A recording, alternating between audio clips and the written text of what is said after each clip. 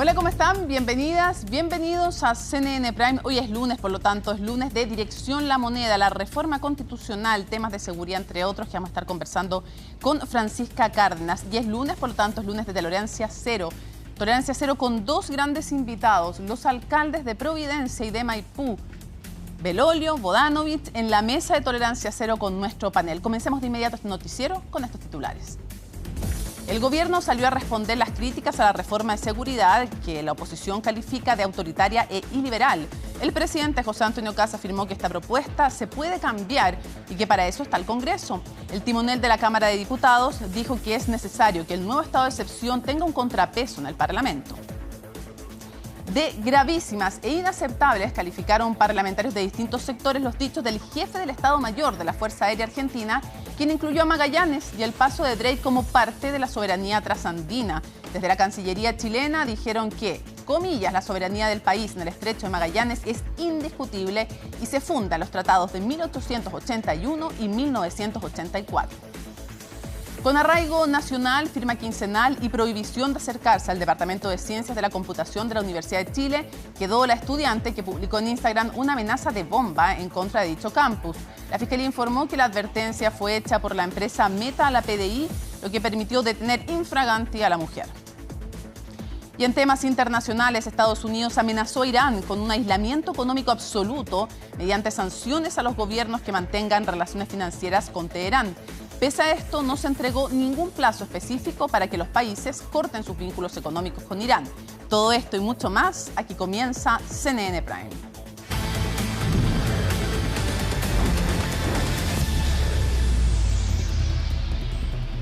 Tras 16 años en prisión, Juan Aliste Vega, condenado por el homicidio del carabinero Luis Moyano, tras asaltar un banco en octubre de 2007, busca dejar la cárcel.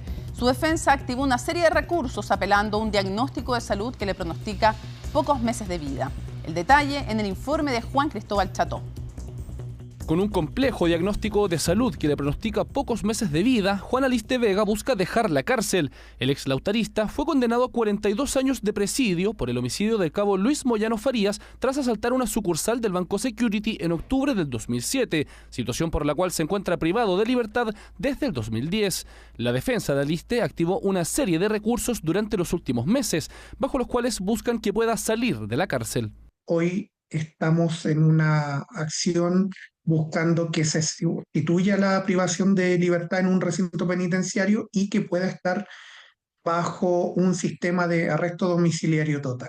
Y en subsidio también estamos en el camino de la libertad condicional, gracias a una acción de amparo que ganamos en la excelentísima Corte Suprema que va hacia ese camino, o sea, buscar una libertad condicional o buscar derechamente el arresto domiciliario total. A la fecha, Juan Aliste lleva 16 años privado de libertad. Si bien la normativa actual no le permitiría postular a la libertad condicional, ya que pide la mitad o en algunos casos 2/3 de la pena cumplida, la Corte Suprema ordenó aplicar la ley vigente el 2007, la que autorizaba postular al beneficio tras 10 años preso en caso de condenas largas. Hay un supuesto de aplicación de la ley también importante, que es una norma del derecho en general, y es que en los conflictos jurídicos deben ser conocidos y resueltos de acuerdo a la ley que se encontraba vigente al momento en que los hechos se produjeron. Esta es una norma clásica del derecho penal. Lo que dice en relación con la reglamentación que establecía el legislador al momento que los hechos se cometieron. La otra opción, que apunta a razones humanitarias por su condición de salud, podría depender netamente de la evaluación que haga el tribunal de los antecedentes, al no haber muchos precedentes legales ni normas explícitas en la materia. Va a depender de la casuística, de la valoración que se hace caso a caso, las características personales, el tipo de delito, el tiempo cumplido, las razones de salud, etcétera, que den lugar para establecer, a juicio del tribunal, de los más altos tribunales de nuestro país, las Cortes de Apelación y la Corte Suprema, una autorización para este cambio alternativo. Pero no existen muchos precedentes a este respecto y van a quedar entregados a la valoración casuística que hagan nuestros tribunales superiores. Y si bien no está dentro de las principales prioridades, hay otras opciones que la defensa dice no descartar como medida de última ratio. Lo hemos conversado en más de alguna oportunidad y pretendemos que solucionar esto desde un punto de vista netamente procesal. El conducto regular para nosotros por lo menos es ir vía juzgado de garantía y posteriormente a la Corte, y si en el evento de que la Corte estime que no se debe aplicar tal medida, ahí podríamos evaluar la posibilidad de un indulto, pero hoy por hoy es la última opción que podríamos utilizar. Dentro de los próximos días está previsto que la Corte Suprema revise este último recurso pendiente y determine si Aliste podrá cumplir el resto de su pena en un arresto domiciliario. Seguimos avanzando con las informaciones y les contamos que esta jornada fue formalizada una estudiante de la Universidad de Chile por hacer una amenaza con bomba al Departamento de Ciencias de la Computación de esta Casa de Estudios Superiores. Esto en un contexto en que este tipo de actos han aumentado en el país. Ignacio Muñoz nos cuenta más detalles. Ignacio. Hola Mónica, ¿cómo estás? Sí, como comentabas, un nuevo caso de amenazas en universidades. En este caso se trata de una joven de la Universidad de Chile, una estudiante de 19 años, que habría realizado el día de ayer una publicación en una cuenta de Instagram amenazando con bomba, con un atentado de bomba en la sede del Departamento de Ciencias de la Computación de esa casa de estudios. Fue gracias a la plataforma Meta que logró identificar esta amenaza y le envió esta información a la Brigada del Cibercrimen Metropolitana de la Policía de Investigaciones, quienes con esta información lograron su detención el día de ayer, y hoy día, como comentábamos en la formalización por el delito de amenazas, se logró las medidas cautelares de firma quincenal, también de arraigo nacional, y de la prohibición de acercarse al campus en donde realizó la amenaza. Así que escuchemos las palabras del fiscal Javier Mayer de la Fiscalía Centro Norte y también del comisario Alan Constella de la Brigada del Cibercrimen Metropolitana de la PDI. Oficiales de esta brigada investigadora de cibercrimen metropolitano, el día de ayer domingo, recibieron una alerta de parte de Meta, en la cual señalaban que un perfil de la red social Instagram había publicado una amenaza de bomba que se iba a efectuar el día de lunes en contra de una casa de educación superior, razón por la cual oficiales a cargo del procedimiento realizaron las diligencias pertinentes analizando los datos técnicos que proporcionó esta plataforma. Se trataría de una mujer de nacionalidad chilena sin antecedentes policiales. Esta información fue puesta a disposición del Ministerio Público con la finalidad de que oficiales de esta brigada procedieran en flagrancia a la detención de esta persona, hecho que se llevó a cabo el día de ayer, en horas de la noche, en la comuna de Estación Central. El día de hoy ella fue formalizada por el delito de amenaza. Se trata de una imputada que no tiene antecedentes penales ni tampoco tiene causas anteriores en el sistema, y la magistrada acogió los planteamientos de la Fiscalía en el sentido de tener por acreditado la existencia del delito y la participación de la imputada, y decretó como medidas cautelares una firma de carácter quincenal, el arraigo nacional, y la que nos parece más relevante para dar la debida protección a la ofendida, que es la prohibición de acercamiento e ingreso al departamento afectado de Ciencias de la Computación de la Universidad de Chile. Por lo menos el fin de semana en esta misma Fiscalía Metropolitana Centro Norte tuvimos otro caso que con otras implicancias, digamos, y que tuvo otras consecuencias para los planteles universitarios afectados. En consecuencia, una de las solicitudes de las cautelares es no solo para mantener a la imputada vinculada a los actos del procedimiento, sino que también tiene un sentido de evitar o reprimir estas conductas. Esta amenaza se podría decir que no es un caso aislado, porque ya el día viernes hubo 4 universidades que tuvieron que cerrar al menos sus clases presenciales producto de amenazas de violencia, y por lo tanto está dentro de ese contexto en que este tipo de situaciones lamentablemente ha ido aumentando. Te agradecemos, Ignacio, toda la información. Buenas noches. Los usuarios de autopistas han solicitado flexibilizar los cobros del TAG y establecer una diferencia entre quienes utilizan estas vías de manera esporádica y aquellos que transitan diariamente. Una petición que también ha sido recogida por un grupo de parlamentarios mientras el gobierno continúa las negociaciones con las empresas concesionarias para buscar una rebaja en las tarifas. El informe es de Sebastián Riz. Sonido que muchos conductores quisieran no escuchar, pero que forma parte de la rutina diaria de cientos de personas que transitan por las autopistas urbanas de la capital. El TAG se ha convertido en un problema para muchos usuarios, quienes deben desembolsar altas sumas de dinero a fin de mes. ¿Cuánto gasta usted al mes en TAG? Como 300.000. Pero más o menos tienen un gasto de 800.000 mensual, más o menos. Unos 45.000 pesos aproximadamente. Es que tengo empresa, entonces gastamos harto. Por ello, los usuarios han solicitado evaluar una mayor flexibilización en el sistema de pago, además de establecer una diferencia entre quienes utilizan las autopistas de manera esporádica y aquellos que transitan por ellas diariamente. Debería haber algún tipo, así como son los planes telefónicos, tal vez un diferencial. Creo que debería haber tramos, que pudiesen cobrarnos por tramos, no por un TAC de 200 pesos, sino que fuese por tramos. Creo que el TAC está un poco fuera de valores en este último momento. Si es posible cambiar las reglas del juego para todos, sobre todo aquellas autopistas que han tenido circunstancias muy favorables para los dueños, repartamos un poquito más los beneficios. Una solicitud que ha sido recogida por el gobierno. Fue el entonces ministro de Obras Públicas, Martín Arrau, quien señaló que el Ejecutivo se encontraba negociando con las concesionarias para buscar una rebaja en las tarifas del TAG. Una negociación que ahora encabeza el actual ministro de esta cartera, Luis de Grange, y que espera llegue a buen puerto a finales de este año. Existe una posibilidad de optimizar las tarifas, que lo que va a depender un poco del contrato vigente de cada una de las autopistas. Y estamos conversando de manera individual con cada una de ellas para ver las oportunidades que hay de mejorar la tarifa de cara al pasajero. Yo creo que vamos a llegar a un puerto dentro de este año. A esto se suman los altos niveles de morosidad que mantienen algunos usuarios con las autopistas. Según cifras que maneja la organización No Más TAG, entre un 10 y un 15% de los usuarios mantiene algún tipo de deuda con una concesionaria. Hoy día el costo del TAC se ha vuelto una mochila casi impagable para muchas familias chilenas. Primero por los altos costos de interés y reajuste cuando te atrasas en pagar tu cuenta. Junto con ello se renovaron todos los contratos de autopista, las cuales ya están pagadas, las cuales debieron haber vuelto a manos del Estado y lisa y llanamente, ¿qué hizo el fisco? Volver a licitarla a los mismos valores. Un debate que también llegó hasta el Congreso. En junio, la Cámara de Diputados aprobó la conformación de una comisión especial investigadora que busca revisar los contratos y el funcionamiento del sistema de concesiones y cobros en las carreteras. Porque ya se pagaron la mayoría de las autopistas y la mayoría de las carreteras ya se pagó con el cobro de los peajes o de los TAC durante 10, 20 o 30 años, se pagó la obra. Entonces, al renovarse los contratos, se está cobrando más, ya que no se paga solo la operación que uno debiera pagarla, sino que se están pagando un verdadero impuesto. El TAC y los peajes urbanos dejaron de ser un cobro por un servicio para transformarse en un impuesto encubierto a la movilidad.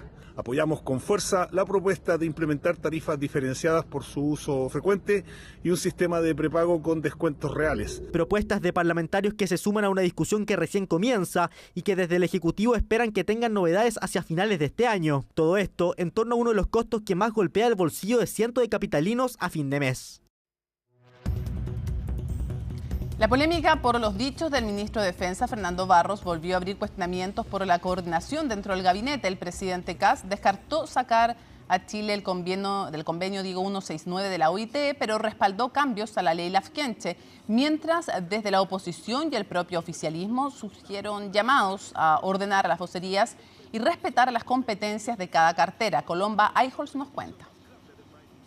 Fernando Barros volvió a abrir una discusión que no estaba en la agenda de la moneda. El ministro de Defensa calificó al convenio 169 de la OIT y a la ley Lafkenche como un riesgo para el país, aseguró que generan diferencias entre los chilenos según su origen étnico y planteó que Chile debería buscar la forma de abandonar el tratado, una postura de la que el gobierno tomó distancia y que este lunes obligó al propio presidente a fijar el límite. Lo que dice el ministro, mire, creo que uno debería analizar la pertenencia o no al 169. Y lo que dice Alvarado, que es lo que yo también, nosotros no está dentro de nuestra agenda hacer un cuestionamiento al 169. Y por lo demás, el 169 se puede impugnar cada 10 años. En nuestro gobierno esa impugnación no es prioridad. La discusión, sin embargo, ya estaba instalada. El convenio 169 rige en Chile desde 2009 y obliga al Estado, entre otras cosas, a consultar a los pueblos indígenas sobre medidas que puedan afectarlos directamente. Salir tampoco es una decisión que pueda adoptarse en cualquier momento. El propio tratado fija periodos para denunciarlo y la próxima ventana recién abrirá entre septiembre de 2031 y septiembre de 2032, es decir, fuera del actual periodo presidencial. Chile no puede salirse del convenio 169, parte de los países que reconocen una deuda con su pueblo originario.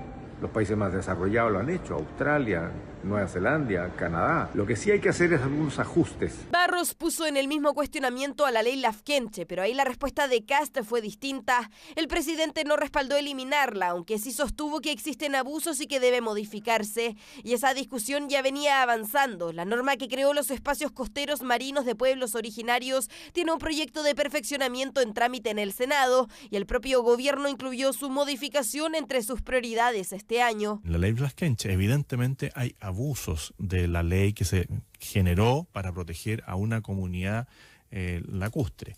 Se produjeron abusos, yo creo que hay que hacer modificaciones. Es una de las legislaciones que constantemente se está revisando y se está actualizando. Así como espero no se termine demonizando una iniciativa, tampoco entremos a dramatizar si es que esta va a requerir de una mejora. Pero no es la primera vez que Barros tensiona al gobierno con definiciones sobre política exterior. Ya había ocurrido con sus críticas a Estados Unidos y ahora volvió a hacerlo al plantear la salida de Chile del Convenio 169, abriendo cuestionamientos sobre la coordinación del gabinete y el liderazgo presidencial. Le pedimos al presidente Kast que le haga un llamado de orden al ministro de Defensa y le pedimos al canciller Pérez Maquena que se empodere en su cargo de una vez por todas. Los vamos a citar a la Comisión de Relaciones Exteriores de la Cámara de Diputados y Diputadas para que dé cuenta de por qué ese vacío de liderazgo en la Cancillería. Todos tenemos que ser lo suficientemente claros en referirnos, digamos, a los temas que están dentro de nuestras competencias. Los ministros que efectivamente tienen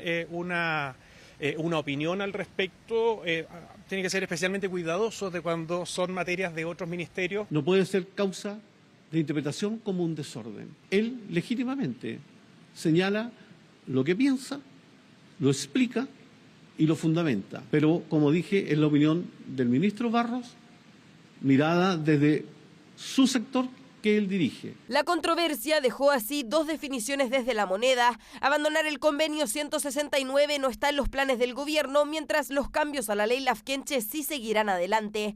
Pero también volvió a exponer las dificultades de coordinación en torno a Barros, después de que una nueva intervención del ministro fuera seguida por llamados, incluso desde el oficialismo, a respetar las competencias de cada cartera. El Ministerio de Relaciones Exteriores reaccionó a los dichos del jefe del Estado Mayor General de la Fuerza Aérea Argentina, Gustavo Valverde, quien en una entrevista en un canal de YouTube incluyó a Magallanes y el paso de Drake como parte de la soberanía trasandina. La Cancillería chilena se limitó a indicar que, comillas, la soberanía de nuestro país en el Estrecho de Magallanes es indiscutible y se funda en los tratados de 1881 y 1984. Ojo que no es la primera vez que autoridades trasandinas generan polémica por la soberanía del Estrecho de Magallanes. En enero pasado, recordemos, en otro podcast, el jefe del Servicio de Hidrografía Naval del vecino país, contraalmirante Hernán Montero, afirmó que, comillas, la boca de Magallanes es Argentina.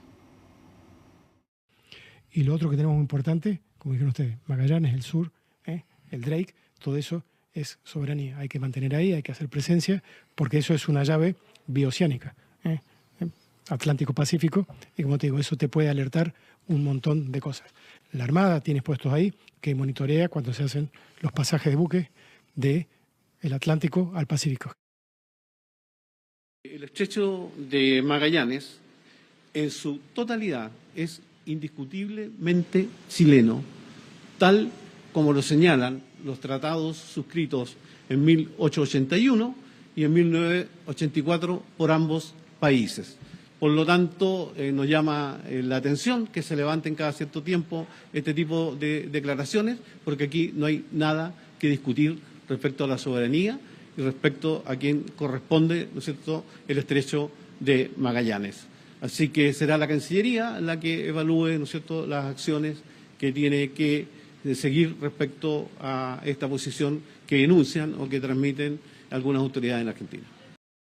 En relación a las declaraciones conocidas hoy del brigadier general Gustavo Javier Valverde, jefe del Estado Mayor General de la Fuerza Aérea Argentina, reiteramos que la soberanía de Chile sobre el Estrecho de Magallanes en su totalidad es indiscutible y se funda en los tratados de 1881 y 1984 suscritos por ambos países.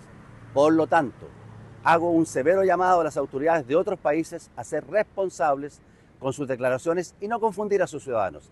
El estrecho de Magallanes es indiscutiblemente chileno.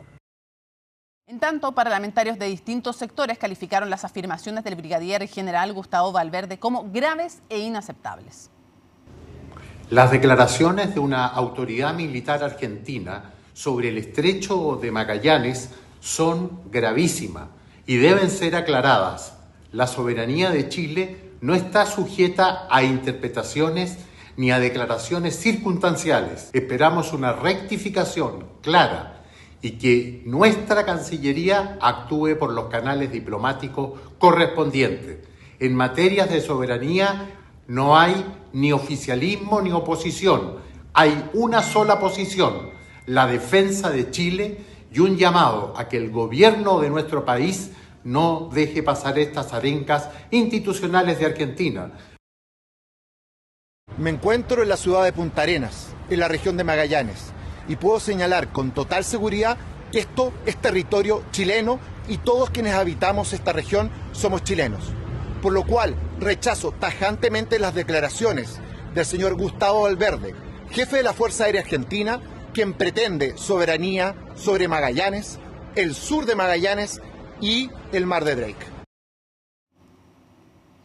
A partir de este mes de agosto, la cotización previsional va a aumentar 0,9% con cargo al empleador. Esto en el marco de la reforma de pensiones. Con este nuevo hito comienza a funcionar la cotización de rentabilidad protegida o el llamado fondo reembolsable. Natalia Muñoz nos cuenta de qué se trata.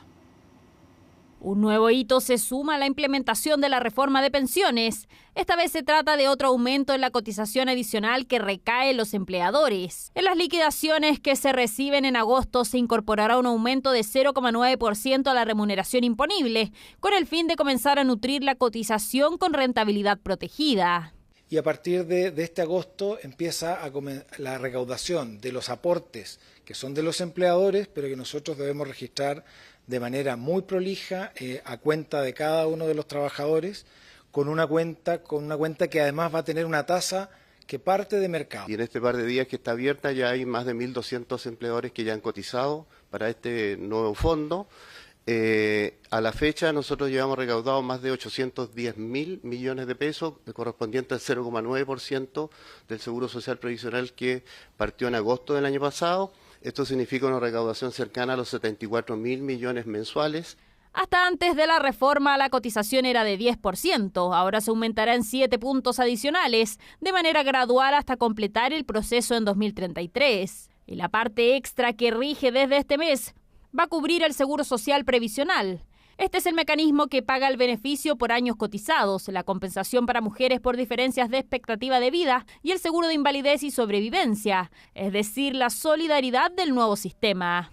Estos 7 puntos extra de cotización sí van a generar un impacto en encarecimiento de la contratación.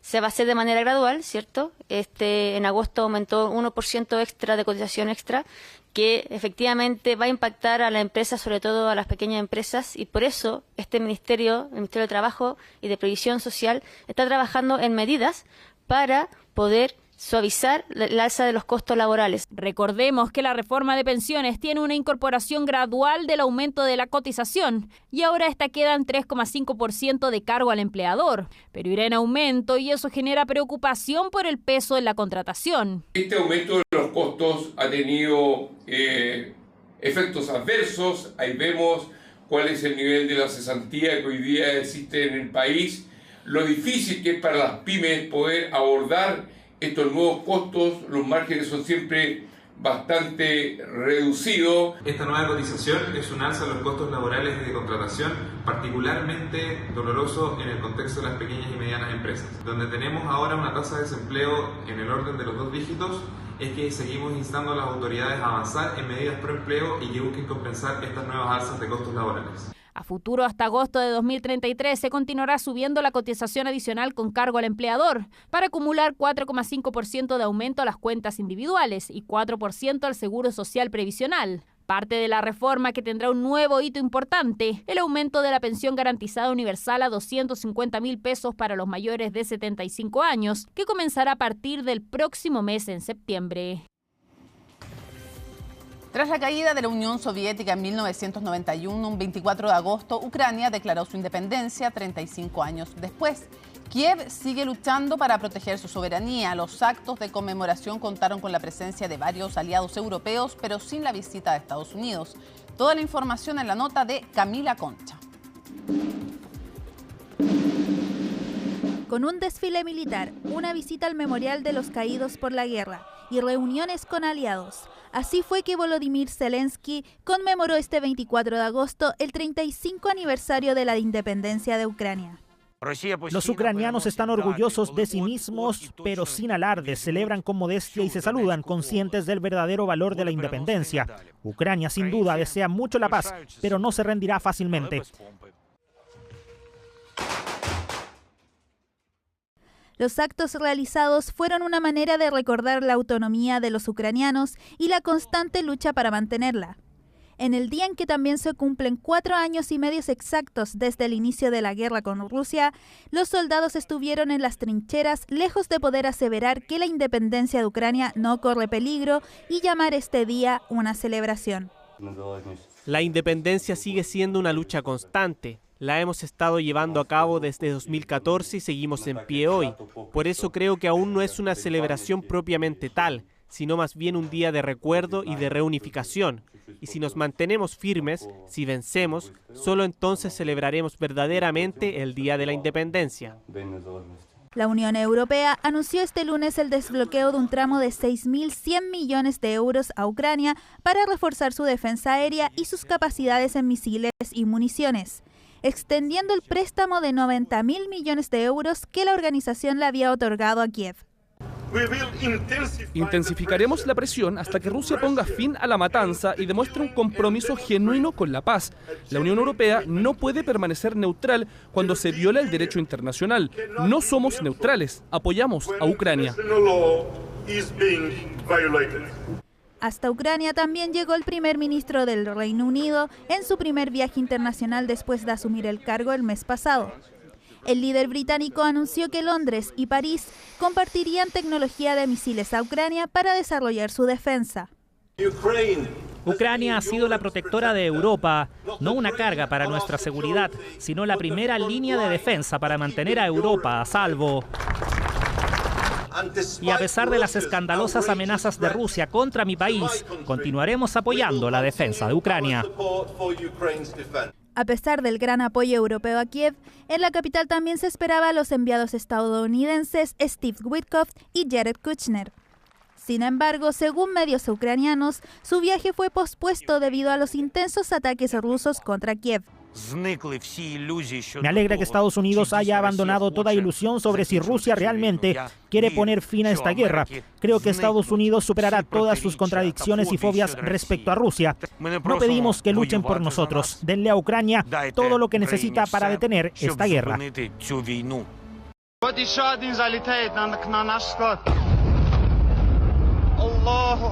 Las celebraciones de la independencia de Ucrania siguen siendo opacadas por la guerra con Rusia. Ambos países realizaron ataques cruzados durante este lunes. Y actualizamos entonces información que les dimos hace momentos porque la Cancillería confirmó que va a enviar una nota de protesta a Argentina por los dichos de un general a raíz de la soberanía de Magallanes.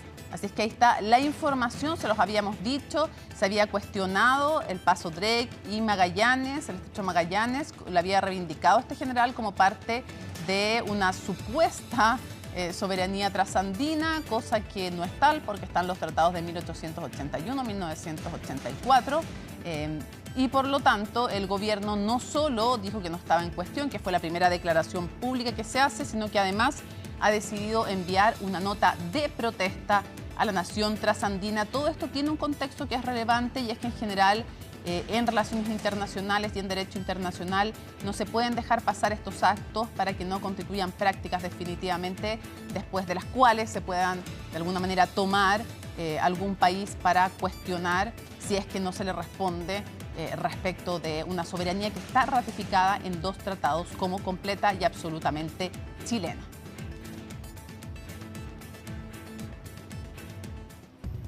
Lo habíamos anunciado como siempre lunes entonces de Dirección La Moneda y nos acompaña Francisca Carna. ¿Qué tal? Tenemos mal de salud a Colomba Eichholz, por eso está ausente. Ya la tendremos de vuelta. Sí, próximo lunes la tenemos de vuelta. A ver, el tema de hoy día en Dirección La Moneda, sin duda alguna, es las aristas que tiene esta reforma constitucional, que partía con todo, pero de inmediato frente a la reacción, no solo de la oposición, sino que también del oficialismo, retrocede. Sí, y varias cosas que se van a hacer, se pretenden hacer. Por ejemplo, hoy, durante esta jornada de La Moneda, Mónica, estuvo la presidenta del Partido Socialista, Paulina Bodanovich, la senadora, reunida con el ministro de la SECPRES, José García Ruminot, para presentarle una propuesta en torno a lo que va a ser la discusión de la reforma la próxima semana. Ahora, le anunció de partida que toda la oposición vota en contra de la idea de legislar, porque estaba recién conversando con algunos senadores y tal como tú nos has explicado, esto va a la Comisión de Constitución en el Senado. Pero se vota en general. Se puede hacer un acuerdo previo, se puede conversar, pero se vota en general. Entonces, Paulina Bodanovich fue a decir, idea de legislar, la votamos en contra. Sí, y a proponer cosas en torno a un proyecto que tiene ella también de que eleva el rango constitucional la existencia de distintos regímenes penitenciarios y que se podría fusionar, según he consultado también a los senadores de la Comisión de Constitución, donde va a iniciar la tramitación ya la próxima semana de esta reforma, con la reforma del gobierno, y la esperanza que tienen, aunque es mínima, en el oficialismo, al menos desde Renovación Nacional, es poder conversar con la senadora Bodanovich y quizá poder convencerla de que puedan votar a favor en la votación en general en sala, de la idea de legislar en sala, que va después de lo que va a ser este debate que se va a dar en la Comisión de Constitución del Senado, si es que se llega a fusionar con su propio proyecto de regímenes penitenciarios. Ahora, no está cerrado qué es lo que se va a sacar, qué es lo que no se va a sacar, a todo esto como compromiso, porque en el fondo lo que dicen, cuando uno conversa con gente de la oposición, te dice, ¿por qué después de lo que le pasó al PPD vamos a votar a favor la idea de legislar confiando en que se va a respetar un acuerdo respecto de ciertos puntos que nos parecen inaceptables? Y a eso se le suman también estos votos en contra del senador Matías Walker, por ejemplo, el senador Pedro Araya, que fueron parlamentarios claves en la anterior reforma, en el plan de reconstrucción nacional, que eran votos que ayudaron justamente al gobierno a poder aprobar y a tener esos votos necesarios para poder aprobar ese proyecto. Pero en cuanto a las negociaciones, ¿qué está pasando, por ejemplo, en La Moneda? Porque hubo una reunión hoy día, ¿no? Sí, una reunión, un almuerzo entre el viceministro Claudio Alvarado, el ministro de la SECPRES, José García Ruminot, y el ministro Martín Arrau de Seguridad. Y en el marco, además de este rol que se le está pidiendo estar más activo al ministro Claudio Alvarado dentro de las conversaciones con los partidos oficialistas, a ordenar un poco sus propias filas, porque hemos visto que las críticas han estado ahí muy duramente durante este fin de semana. También vimos las declaraciones, por ejemplo, Mónica, del senador Luciano Cruzco, que ahí en conversación con La Tercera, donde él decía... Con la periodista Paula Catena. Paula Catena, sí, y que él decía, la reforma raya en lo iliberal, porque se le preguntaba si él creía que era autoritaria y él decía,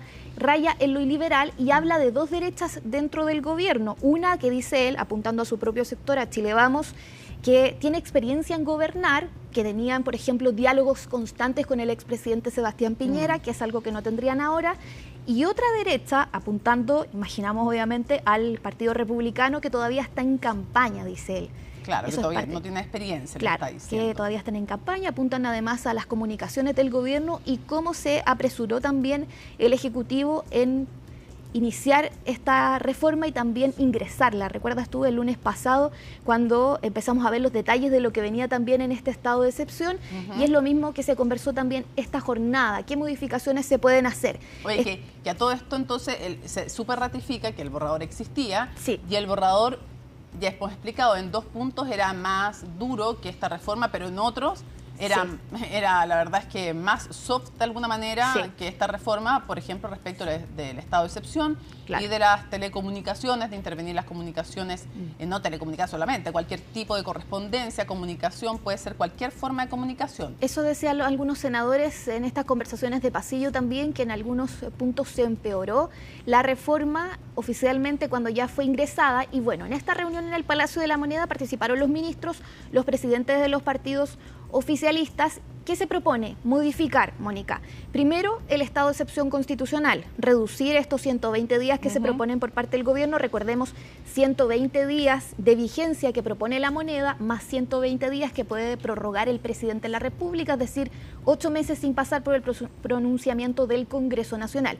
Eso lo quieren reducir desde la UDI, le piden a los ministros a 30 días.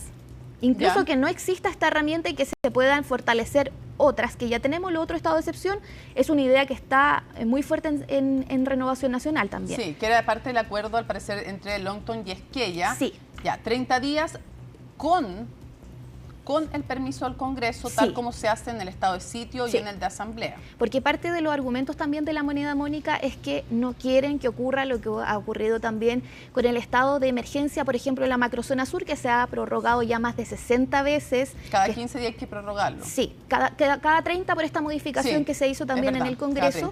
Pero el punto es que es el control que tiene el Parlamento con un estado de excepción con menos facultades que las que están pidiendo ellos. O sea, habría que compararlo con el estado de sitio, con el de asamblea, que desde el comienzo requiere, desde el minuto 1, la ratificación del Congreso. Ahora, ¿qué quieren en el fondo sacarle? Quieren sacar la interceptación de comunicaciones. De, por ejemplo, Renovación Nacional, van a pedir sacar directamente eso. Ya. Pregunté, ¿modificar o sacar? Sacar. Ya, hay varios desde Renovación Nacional que entiendo que también quieren eliminar toda la parte de la Constitución, otra cosa si se discute legalmente, de restringir beneficios sociales. Sí, también eso es algo que se va a modificar y que se va a hacer a través de indicaciones que se van a intentar ingresar, por lo que hemos conversado también con algunos senadores en los últimos minutos, dentro de este plazo que va a tener la Comisión de Constitución del Senado, porque puede estar un mes. Ahora que se también informó por parte de los ministros, Mónica, que se va a extender el plazo, ya no va a tener suma urgencia. Eso le da más tiempo también a los parlamentarios, a los senadores para tramitarla, para invitar a constitucionalistas, por ejemplo, que lo van a hacer. Bueno, por supuesto. Todo esto tendría que ser como un acuerdo previo, porque igual se vota sí o sí la idea de legislar, y eso es muy difícil para la oposición, aunque se les prometan muchas cosas. Claro. Incluso algunos como Matías Walker, sí o sí van a votar en contra de legislar. Pero se pueden introducir modificaciones dentro de ese plazo que va a tener la Comisión de Constitución. Y después vendría esta votación de la idea de legislar en la sala del Senado. Eso es ese es el proceso. Claro, pero primero se vota en general en la comisión. Sí, pero puede demorarse hasta un mes en votarse en general. Ok, entonces, disminuir a 30 los días con anuencia del Congreso desde el comienzo, sacar las telecomunicaciones, sacar el tema. Ahora, lo de los derechos sociales no es que esté zanjado que el gobierno lo va a hacer, esto de sacarle las restricciones o quitarles, no está zanjado. Y la ley orgánica constitucional también, que ahí se va a intentar ver y aclarar todo lo que tiene que ver con las facultades presidenciales y dejar bien claro también, por otro lado, las facultades de las Fuerzas Armadas y las policías. Claro, el ministro Alvarado, dice ministro del Interior, y de SG-Gov, vocero, biministro, dice hay que fijarse, no dice en ninguna parte que se puede detener, exiliar, porque no dice eso, es que lo dice. La reforma constitucional que ellos proponen dice restringir o suspender. Eso quiere decir lo que estamos diciendo, detener, exiliar, relegar. Él dice no, porque va a haber una ley orgánica que va a ser la bajada. Está bien, así como cuando ha dicho, es que las escuchas van a ser con autorización de un juez. El juez interviene para temas penales. Nada de lo que se haga aquí tiene que ver con una investigación penal. El monopolio de la investigación penal la tiene el Ministerio Público, la Fiscalía.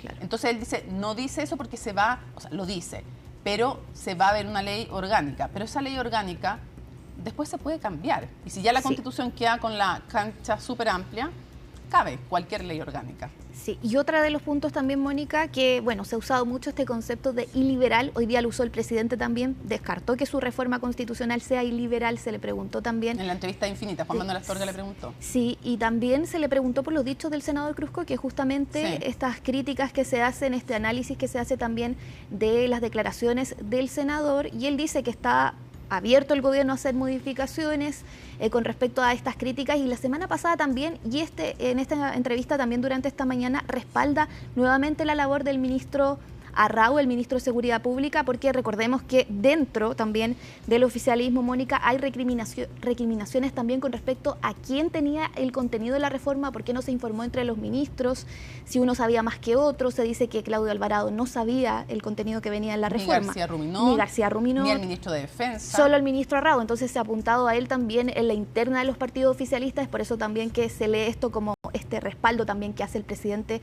no solamente hoy, sino que también la semana pasada en esta gira que está haciendo también. Él en Tolerancia Cero decía, hicimos trabajo prelegislativo, pero a mí todavía no me ha logrado, no me ha pasado que encuentre algún parlamentario que diga, sí, hizo en el trabajo legislativo. Todos han criticado eso, finalmente. Salvo el senador Esquella, digamos. No hemos visto que haya habido más trabajo prelegislativo. Hubo crítica a Renovación Nacional de su presidenta, de Bópoli también en voz de Luciano Cruzcoque.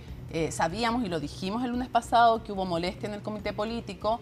En la UDI, misma cosa. También otra entrevista a Paula Catena en La Tercera, en que dice, esto no estamos en condiciones de aprobarlo.